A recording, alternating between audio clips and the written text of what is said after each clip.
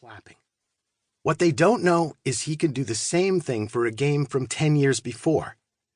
"One time we were watching an NFL game on a Sunday," said former Miami Heat teammate Chris Bosh. "So he knows every player, but he knows where every player went to school. Like, how is he going to know the backup safety went to Colorado State?" There's his work ethic, his speed, his durability. All of these are pillars in his case for being one of the greatest basketball players ever. But it isn't what is most impressive about him. To me, at least. To me, it's his awareness. I've never met anyone who has the awareness of LeBron James. His awareness of what's happening in the game around him, the way he can see something 2 or 3 steps ahead, how he will know just where a teammate will be so he can put the ball there and whether that guy likes to have the seams on the ball vertical or horizontal when it arrives. He can anticipate where an opponent might go or what side of the basketball he'll go on. On perhaps the most important play of his career, when he blocked Andre Iguodala in the final minutes of Game 7 of the 2016 Finals, James went up with a hand on either side of the basket.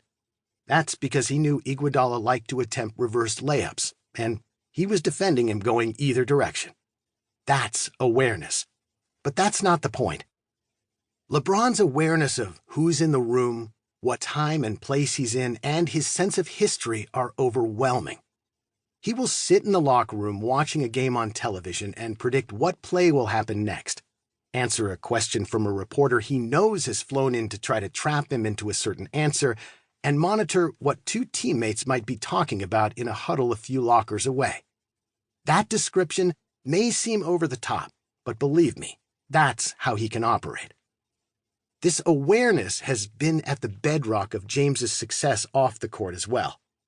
His ability to understand what he doesn't know and how to ask for help in these areas has been vital for the expansion of his business empire. His sense of whom he can take advantage of and who are trying to take advantage of him has served him immensely well.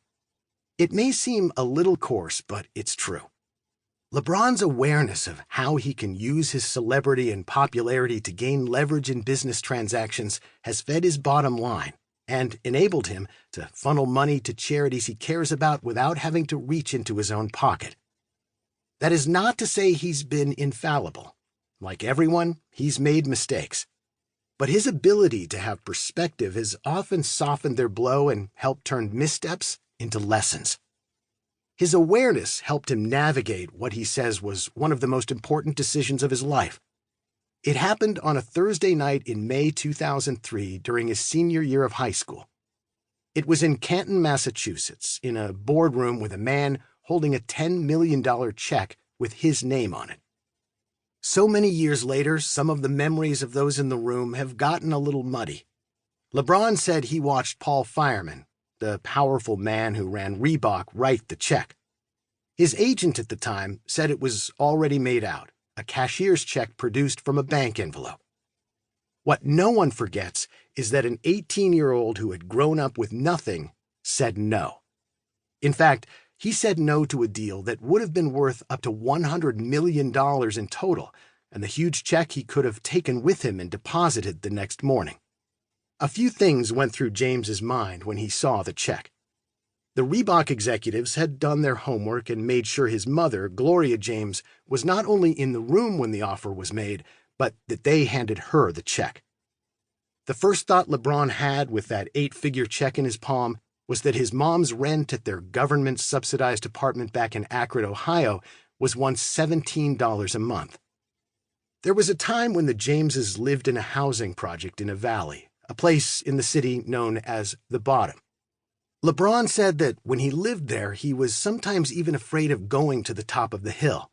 Those who lived at the top of the hill knew to stay clear of the Elizabeth Park housing project because it was a hub of violence. LeBron heard gunshots and saw stabbing victims as a child. He often says he's supposed to be a statistic, that he shouldn't be who he is, that he never should have made it. Elizabeth Park was full of statistics. Over the top of the housing development was a long, high bridge known in Akron as the Y Bridge for its shape as it spanned 2 sections of the city.